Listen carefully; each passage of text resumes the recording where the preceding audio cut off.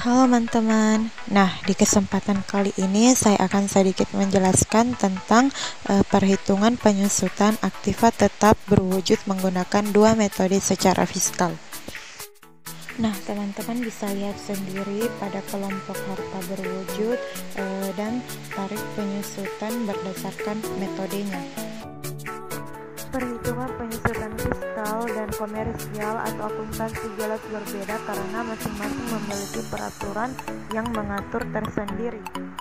Metode penyusutan secara fiskal diatur dalam pasal 11 Undang-Undang Nomor 36 Tahun 2008 tentang pajak penghasilan yang menyebutkan bahwa metode yang digunakan dapat berupa metode garis lurus dan metode saldo menurun.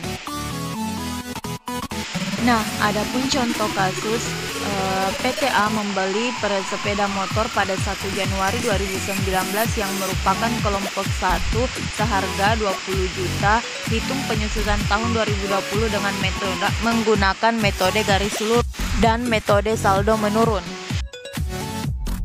Penyusutan tahun 2020 berdasarkan metode garis lurus. 20 juta dikali 25% sama dengan 5 juta. Nah, penyusutan tahun 2020 berdasarkan metode saldo menurun. Pada tahun 2019, 20 juta dikali 50% sama dengan 10 juta. Nah, penyusutan tahun 2020 sama dengan 20 juta dikurang 10 juta dikali 50% sama dengan 5 juta. Ketentuan terkait penyusutan menurut fiskal diantaranya yang pertama, apabila terjadi pengalihan atau penarikan harta. Pengalihan harta untuk mendapatkan keuntungan dan merupakan objek pajak berupa yang pertama, pengalihan harta kepada perseroan, persekutuan, dan badan lainnya sebagai pengganti saham atau penyertaan modal. Pengalihan harta kepada pemegang saham, sekutu, atau anggota yang diperoleh dari perseroan, persekutuan, dan badan lainnya. Selanjutnya, pengalihan harta berupa hibah, bantuan, atau sumbangan kecuali yang diberikan kepada keluarga saudara dalam garis keturunan. Nah, penjualan atau pengalihan sebagian atau seluruh hak penambangan, tanda turut serta dalam pembiayaan atau pendalaman dalam perusahaan pertambangan, penarikan harta karena sebab lainnya.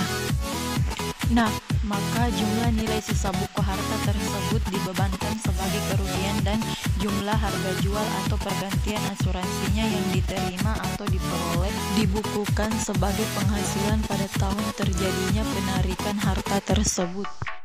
Nah, yang kedua, apabila hasil pergantian asuransi yang akan diterima jumlahnya harus dapat diketahui dengan pas di masa kemudian, maka dengan persetujuan Direktur Jenderal Pajak jumlah sebesar kerugian dibukukan sebagai beban masa kemudian tersebut.